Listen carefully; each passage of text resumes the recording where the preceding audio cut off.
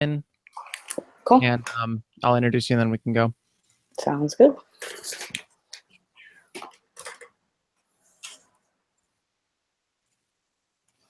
Diary of a Trans Woman is brought to you by everyone over at patreon.com. If you want to learn more about supporting this show and the things that it's doing, head on over to patreon.com/Diary of a Trans Woman.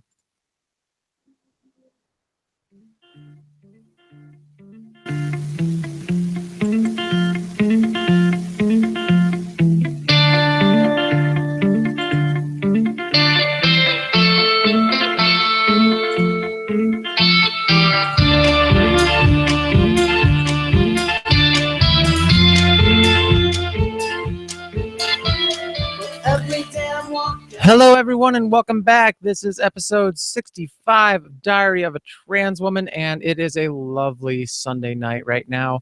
We got a bunch of stuff to talk about. It's going to be kind of a fun show here. I got a lot of fun things planned, but we are going to go ahead and we have a special guest here today, Marie McGuire. Now, if you have been keeping up with, if you're up in kind of like queer news and that kind of stuff, you have probably heard about Time Magazine doing an article titled "Beyond He or She," and it was a post all about non-binary gender identities and how they are.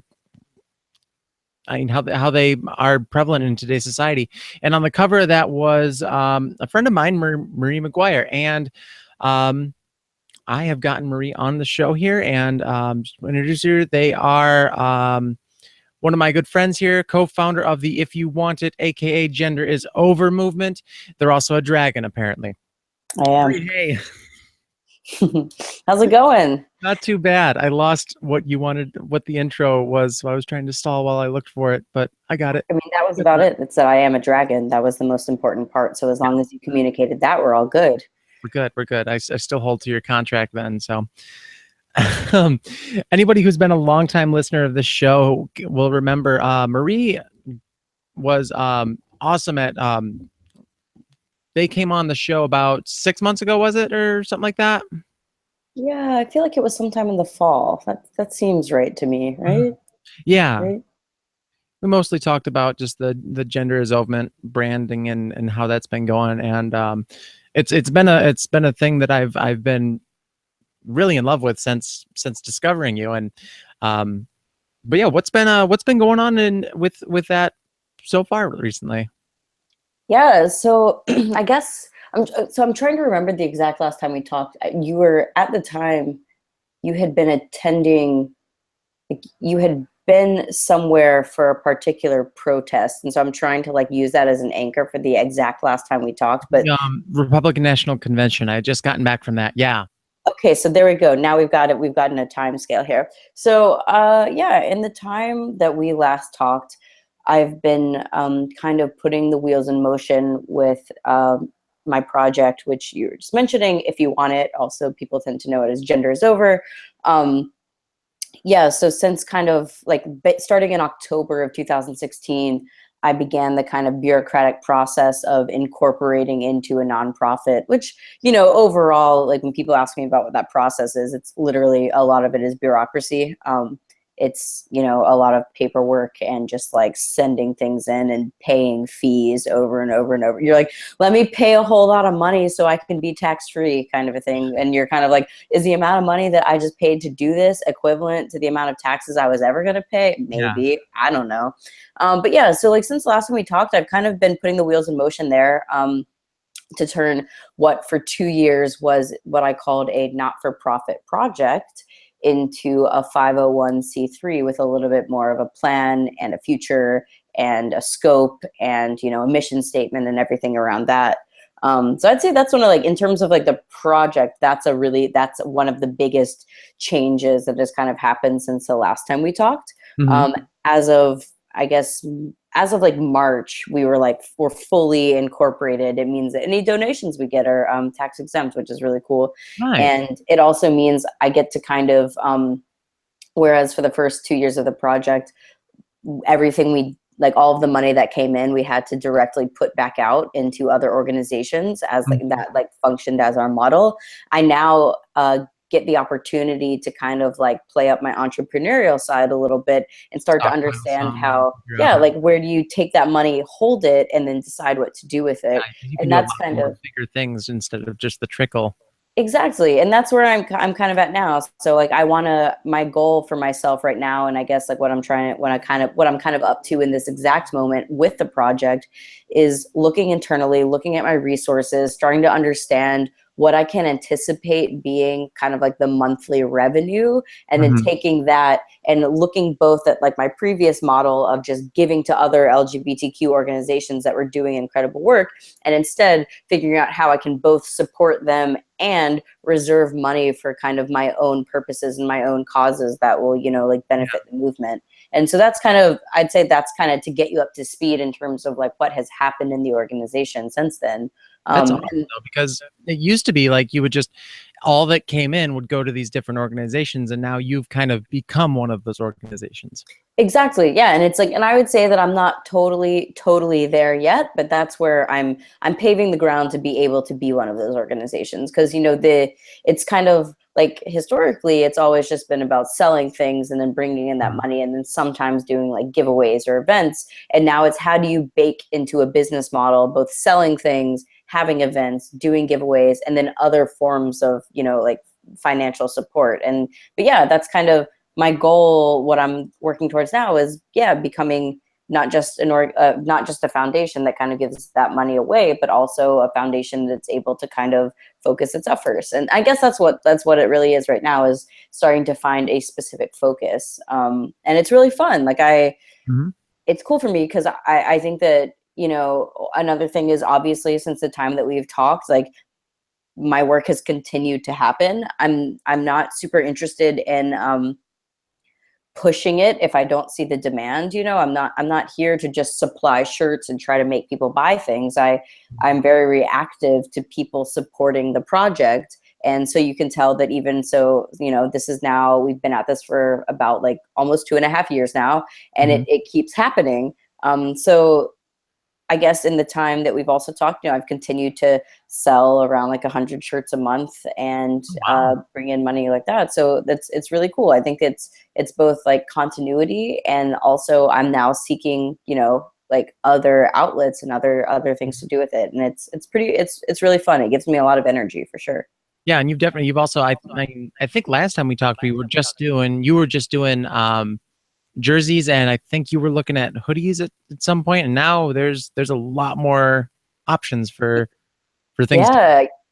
Yeah, and that's kind of another thing is, we began with that just the one jersey, and that was like a really hyper intentional thing. Over time, people were like, I just can't wear a tight mesh jersey. And Mhm. at first we were like, we're only doing this one item because it's all we're doing.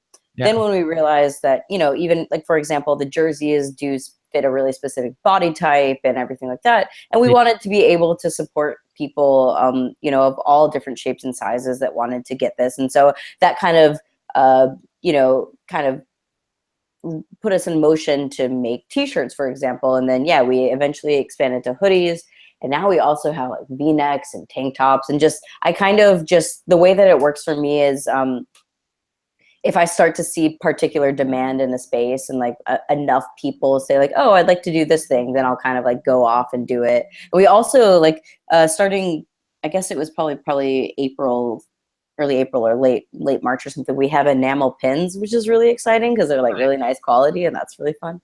But yeah, yeah. That's really cool. And so you're talking about like you're kind of amassing the donations in order to do something big. Like what's kind of in the future plans for that? What would you love to see happen with the whole movement? Yeah, so that's, it's a couple of things. So one, there's kind of like the movement, and then there's the organization, right? And I would Mhm. argue that the movement is a lot more kind of the community reception to it. For example, our Tumblr and our Twitter and our Instagram, it's the community aspect. It's where people, like for example, where you and I find each other. We found each Yeah. other through the movement of it, right? Or Yeah. it's where I've found so many of my other friends that I really like to, for example, meet people that I've met from the project online in the analog world. So that's the thing that I'm really like interested in. So, you know, my good friend Bailey and like my friend, like, yeah, so Bailey is like, and you know, she ended up living, like, I met a person who lives really close to me, and that was really cool because it was just like I met her through the project and then we became friends in the real world, and now she's a person that I care deeply about. And I was in Chicago last week and I ended up getting together with these two people named Michaela and Alex. And, you know, that's been a really cool part for me personally of like the movement side of it, is just you know, that actual community connection that's happening. But then when I look towards the organization side of it, or more of like the business side of it, what I really want to do is,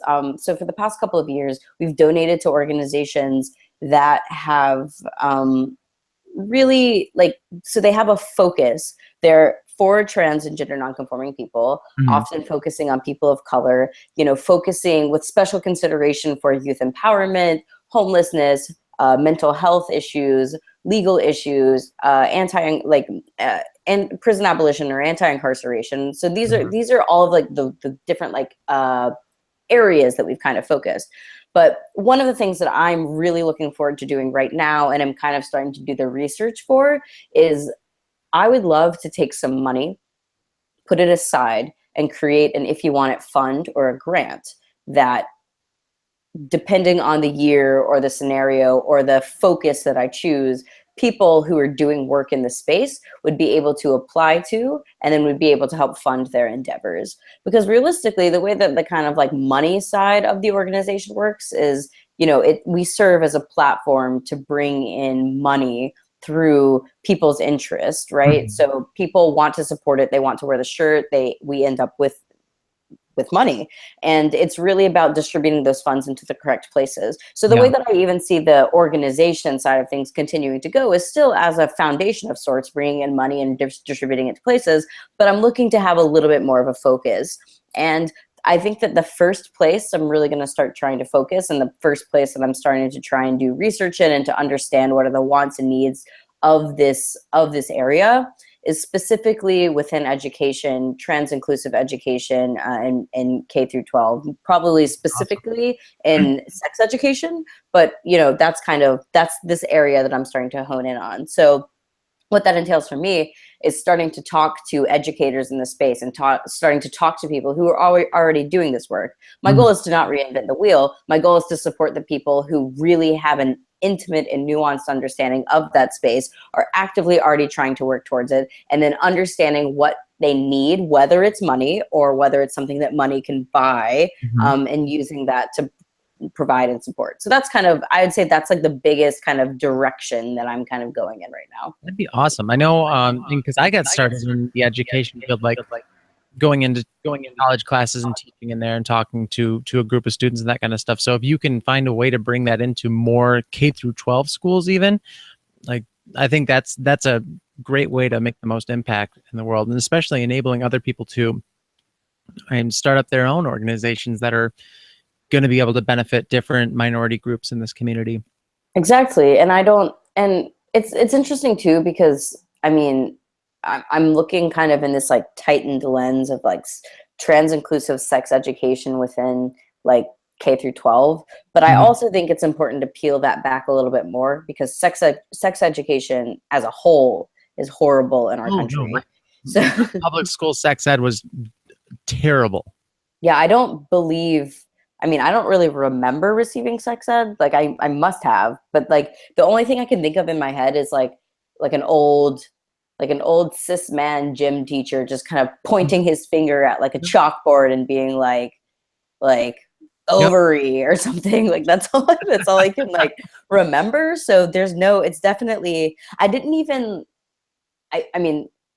definitely never did the like, you know, the thing where they're like, put a condom on a banana, like that.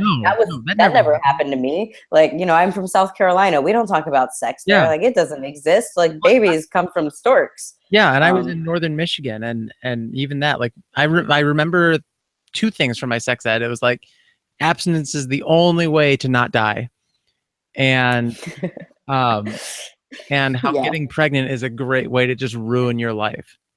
Yep. And they were telling that to the group while there was a girl there who was 8 months pregnant. Yep, there's that. I mean, that it always makes me like think of Mean Girls, you know, Oh how yeah. he's like Coach Carr or whatever. He's just like, just don't do it. And then, you know, Mhm. it's a horrible thing happening where he's engaging in things with the student. Yep. But it's just like, yeah. So I don't know. So it's like really interesting because like I'm focusing on specifically this like kind of trans inclusive education, sex ed. But I Mhm. also part of doing that is that's a little bit further down the funnel of even what sex ed is. So or like what it does, what its impacts are, and like understanding where when people are and are not receiving it in the United States. So, Mhm. and part of this is also interesting for me because, you know, I'm a tech person. So I'm kind of curious from the data standpoint if there's any kind of like an offset of, you know, so when we were younger and we weren't receiving sex ed, we also like the internet was still not totally there in terms of Mhm. just like everything being at your fingertips. Yeah. So I'm kind of curious from a data side of things, what the offset of youths who do have access to the internet and can learn about these things on their own in relationship to receiving formal sex education. Because I think that in some ways, being able to use the internet is better than a formal sex education if a formal sex education is problematic or not inclusive, Yeah. right? But Yeah. then in other ways, I don't really think that it should be up to an individual who knows nothing to just go onto the internet and figure out and like learn things because there's also a lot of crap on the internet Oh yeah. that's And that, horrible. that was my sex ed because the school sex ed was terrible. I mean, I've talked about it before. I think I've talked about it in the show before.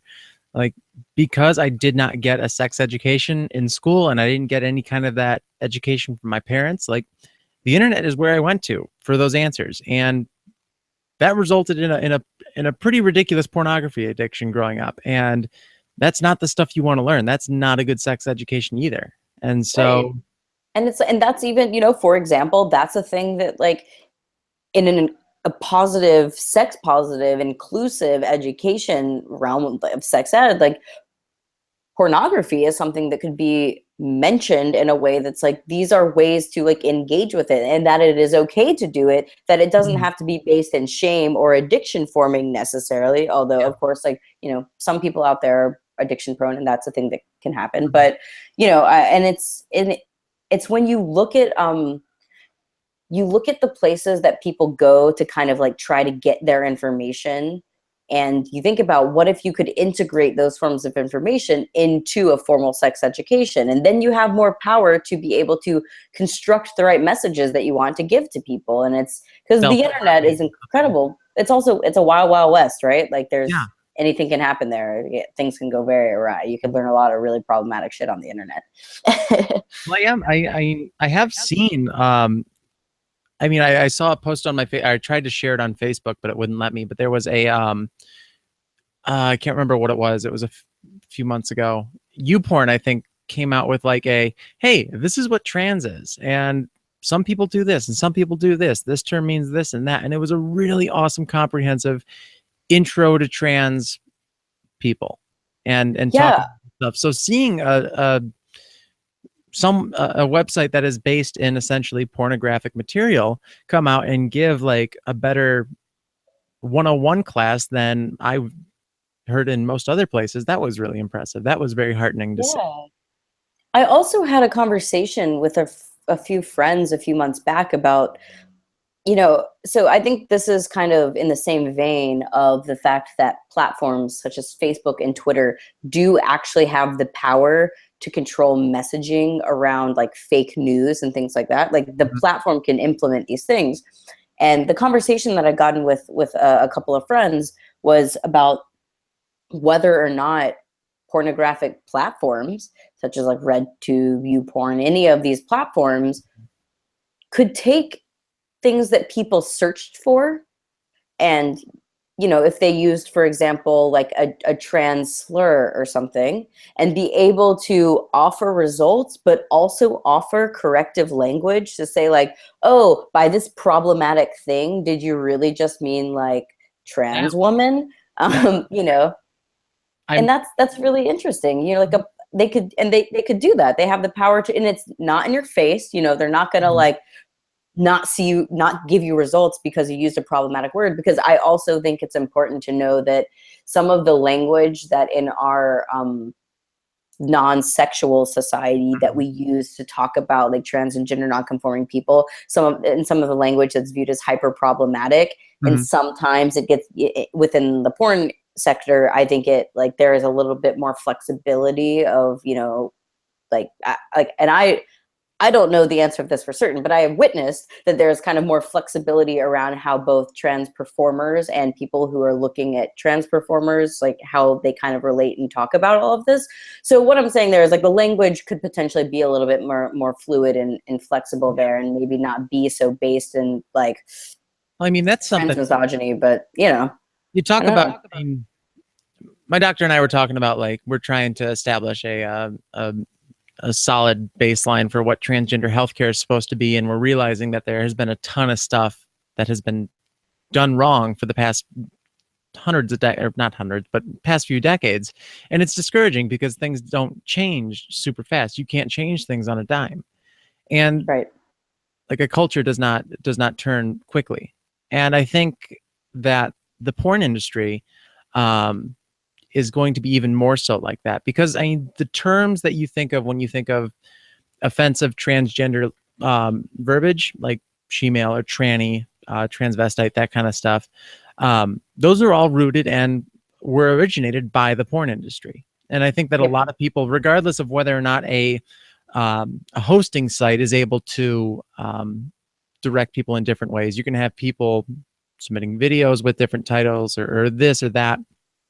I think it's going to be very hard to change the porn industry as a whole to be a much more healthy environment.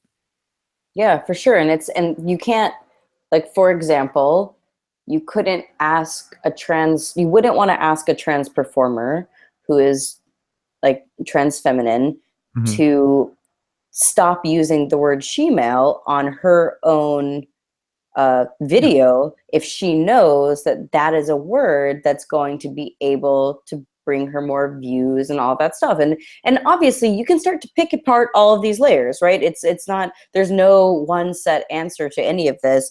And I don't, you know, I'm not super well versed in this, and I don't want to try and pretend in any capacity like I know what that feels like to be that person in that space and to decide whether or not that word is empowering for you. But what I can say is that I do know that these platforms have the ability to do things like, did you mean? Or to even just like when a person uses that language, to gently encourage and kind of just poke in a direction, right? And that's kind of, and that's where I personally can focus more of my energy, because it's the world that I know more. And that's, you know, and I don't want to like, and every little bit does help. So even if, I mean, the language over, like, even if everybody doesn't change their language right away, like even one site doing that, or even just saying like, hey, didn't find what you want, try searching for this term or this term or this term. It's actually like, porn websites are really fascinating in the way that they have the opportunity to like help discuss things that are super stigmatized. For example, like this one hits me close to home, because when I was in my 20s, or I am still in my 20s, when I was 20, my best friend died of testicular cancer, and it was horrible. Like it was a really shitty circumstance. But you know, fact of the matter is there were preventative things that could have happened there, but we have so much stigma about talking about testicles and things like that he never felt comfortable to like discuss that, and never felt comfortable like reaching out. But a few years later, I heard that RedTube ran a campaign during Testicular Cancer Awareness Month, and they just put ads like up in that space, and they actually saw like a really solid, measurable impact of people that went out and, you know, like took the time to check their testicles. And so like, it's really interesting because both just like sex in general and our like those body parts of ours, as well as, you know, like the porn industry, are two like kind of like stigmatized things. So then to kind of bring them together and allow them to like work with each other is like actually really like, it's really cool. And it shows that it's fascinating, because our whole world is advertising driven, right? But like there's this kind of weird like, oh, but not on the porn site. It's like that just has to be some weird sketchy anime. But you're like, it's a huge industry. Like you would Yeah. make so much money if you were unafraid, just like Yeah. And it's basically just like, hey, we're already doing something that is probably a little bit uncomfortable for you if it was public knowledge. Let's take this opportunity to talk about other uncomfortable stuff because I mean we're here, we might as well do it. And so I think putting ads for not ads for testicular cancer, but right. raising awareness of testicular cancer on those sites or other like ways to prevent STDs, that kind of stuff. There's a ton of different ways, things that could be utilized through pornography. And I think, I mean, I've grown up a lot, and I'm not sure. I mean, I've grown up a lot since that time when I was really involved in that culture and that addiction, essentially. But once it lost its stigma, it really lost a lot of power. Yeah. And so I wonder if moving to a place where that isn't so stigmatized would be healthy as well. Yeah. Yeah, I think, and I do think so. Like, I think that, yeah, it would be really interesting to see and to witness and to see what the effects were and like whether there were effects. And, but to me, there is something to taking like this platform or this cohort of people or whatever that are so stigmatized and understanding that there are so many degrees of nuance within that, and there are so many other overlapping elements of society within that. Even like take away like trans misogyny in pornography and just let it just be regular misogyny, or like let it not regular is not quite the right word there, but like other forms of misogyny or just like sexism generally and all of these things. Like it's hard because you also can't like, you can't just be like, yeah, the porn industry has this moral obligation to deal with other stigmatized things in society. You can't like really put that on them. And I don't think it would be a stretch to say that a lot of the people who are profiting from this industry are necessarily the people who want to get super politically active.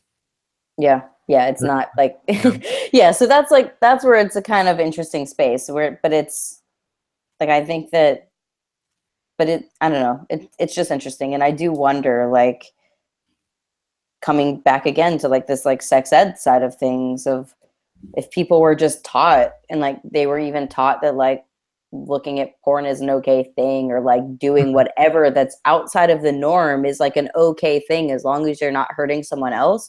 Like all of these, and that would be pretty fucking legit. Like, I think it'd be really, really cool and we could all benefit from it.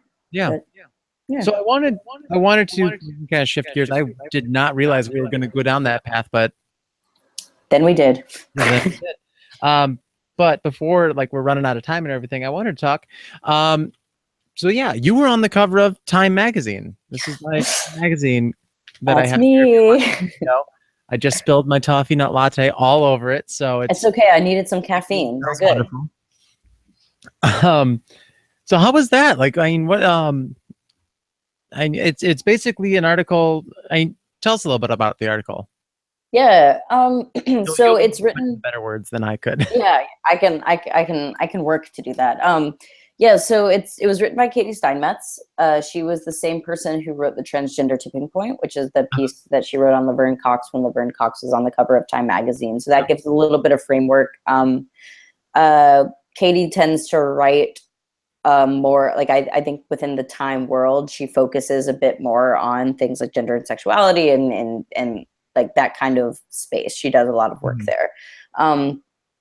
But yeah, so I was on the cover of Time magazine, which was a crazy, really like fascinating thing to happen in my life generally. It was serendipitously really, really good timing, pun intended, because I was in the process of incorporating as a nonprofit when that magazine cover came out, and then they kind of just like intersected each other at the perfect place, which was really, really cool. I think that was just like a stroke of luck.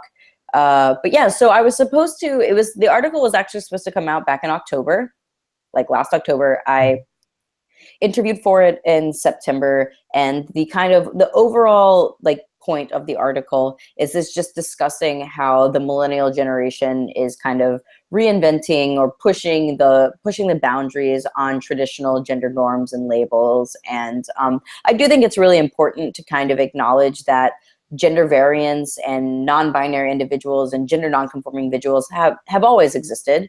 Yeah. I think that, say that our generation is necessarily leading the way, I don't think that's totally correct, but I do totally understand the sentiment. And I do think that, like, a lot of this is kind of like put on the millennial generation as being people who defy labels and, Yeah. Reinvent labels and do all of this kind of a thing. So, and the kind of focus of the piece was trying to dig in a little bit to think about, so Time's median audience, they're 50 years old. So it's really an education space.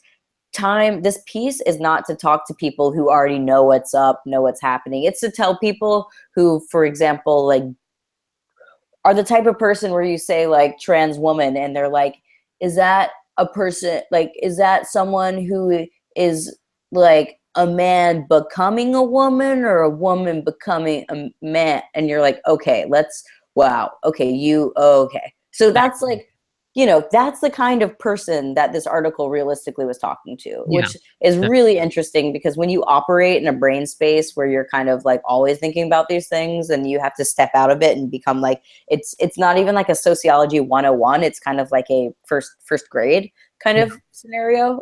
That's really interesting. But that was kind of the focus of the piece. And it was understanding whether or not there was a generational divide, and whether or not whether or not our generation is like inventing this and it just is of our generation, or if there is a way to bridge the gap between kind of the pushback of other generations or older generations, right? My being on the cover of it really was, so I interviewed for it. It was back in October. It was supposed to come out then. The Grab 'em by the Pussy scandal happened. Then the election happened, and then it just got pushed back, and then eventually it made its way out in March. I didn't actually found out I was going to be on the cover until like the day before, actually. But I knew there was a possibility for many months. So it was either going to be myself, Tyler Ford, or Jacob Tobiah, who are the other two people that are like more predominantly focused on the magazine. They're both incredible and really inspiring. I feel like I've learned a lot about the ways to speak about things and how to be and stuff, like, from them. And that's really, really, really cool. So it's awesome generally to have been like included in the space with them. But, if I think about like why I was actually chosen for the cover, I think one of the things is it actually might have something to do with my hair. Because, I kind of moving from left to right. I've got this kind of, I don't have hair here. It's a little bit more, it's, on the masculine side of things, on one side of my face, kind of like moving forward towards this like image that the general American would more readily associate with femininity. And I think that I personally feel like my look in that way, that kind of gradiented look, was the thing that kind of landed me on the cover. Definitely. But regardless, it was really, really cool. And it was been an awesome opportunity, and did some kind of cool things to the project too through that.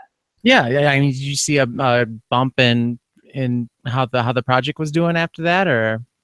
Yeah, so anytime, honestly, anytime anything happens in the media, you get kind of a bump and then it comes back down again. But I think that one of the coolest things that I saw happen from this is, like I was saying earlier, one of the questions was, is there this generational divide, or is it really just the millennials? Are they the only people that know this thing, and the millennials and below us? But I had multiple people contact me and like put their names on the wait list, end up buying shirts. And this one that really resonates with me was this man named Everett. And he leaves this comment. He's like, more than 85 years old now.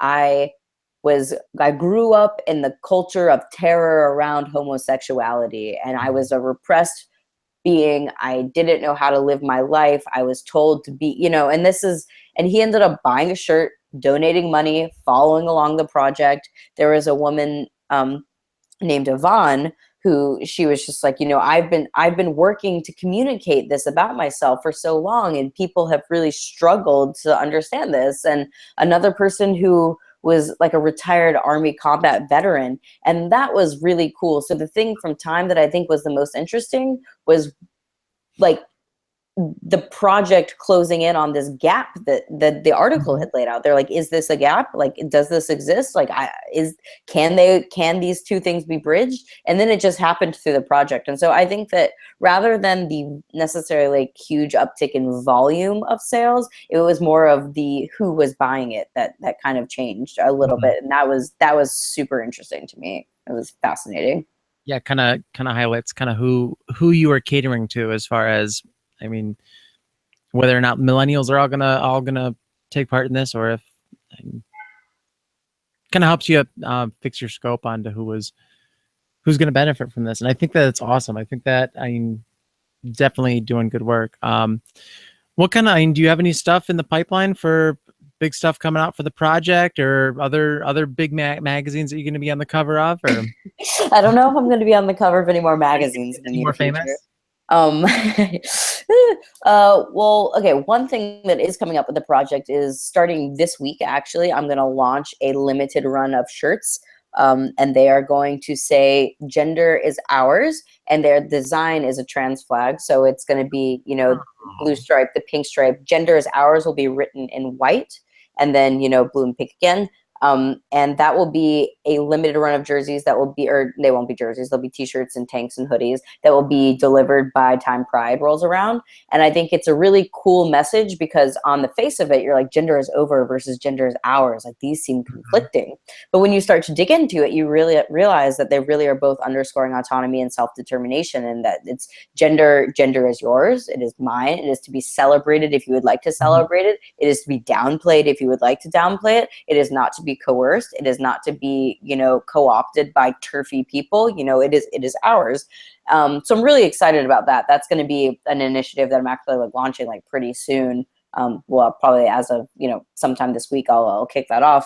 That'll be awesome. Got a couple of other things in the pipeline too, but I'm not going to spoil them yet. So but there are some things are happening. Okay. But you'll find out soon. Well, cool. Where can people find you at?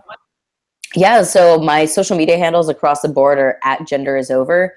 You can find us at genderisover.com. My email, genderisover@gmail. You know, I'm there to talk. And that's, yeah, pretty much across the board. Hashtag Gender is Over is always really fun too. There's lots of cool stuff happening in there. Genderisover.com is where you go to get the jerseys and the shirts. Exactly. So you can go there, you can tell us what this message means to you, and once you do that, you can get to our Shopify and you can buy anything that you'd like. We have a good amount of things that, you know, apparel things, and then also patches, pins, stickers, things that are like run a lot cheaper too, because we want to be able to, you know, allow anyone that wants to buy something to be able to do so. One thing that just popped into my head, and I actually haven't really asked you this. I see all these posts you make, because when people purchase a piece of merchandise from you, they are encouraged to put down what gender means to them, or what gender is over means to them. And I love seeing people's different definitions of what it means. What does it mean to you? Yeah, so for me specifically and personally, the idea of gender is over being if we want it means that individuals of all forms of expression and identity feel free to do so without the fear of persecution, or without the fear of being made invisible, without the fear of being pushed back into the closet and to be made something that they aren't.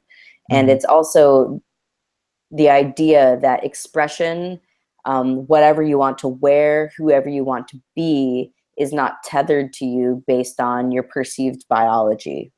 That every individual of every form of expression gets to walk the world as they desire to. And then, you know, for me specifically and me personally, I think it means that, you know, I'm really lucky in a lot of ways.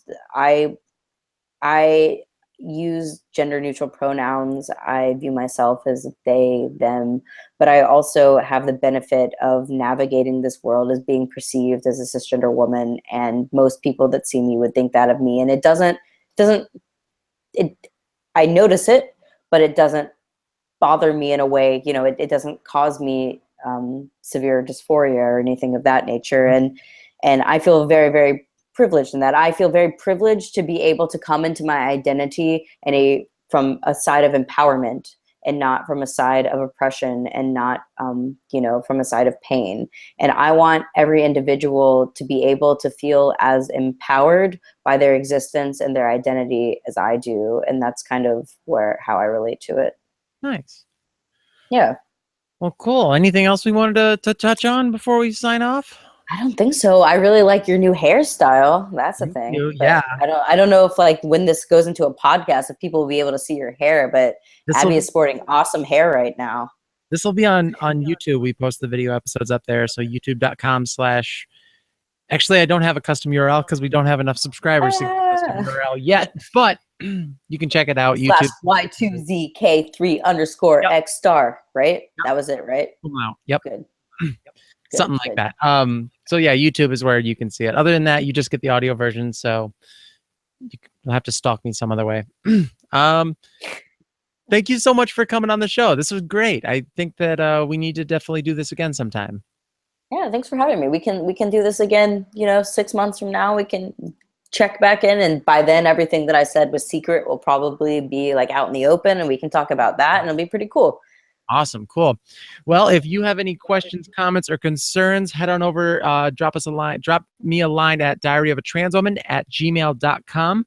Twitter, you can find the show at Trans Diary Show. I am at Abby Geek, and Marie is at Gender Is Over. Yep. Awesome. And if you are really loving this show, we finally just mucked around and finally got through all the crap of customer service and got our podcast up on, I keep saying our. It's not your podcast, Marie. It's the podcast. We got it up on iTunes, Stitcher, and Google Play. If you want to head over there, 5-star reviews over there. The more reviews we have over there, the more the algorithms see the show and say, hey, let's get it into more people's hands. So reviews on those sites are always welcome. If you want to support the show in an even bigger way, patreon.com/diaryofatranswoman. We appreciate everyone over there. Music for the show is provided by Same Sex Mary. You can find more of their stuff over at samesexmary.bandcamp.com. Artwork for the show is provided by Taylor Elaine Straw. Chat on over to taylorelainephoto.com for more of her work. Thank you so much, everybody. Be sure to take care and have fun.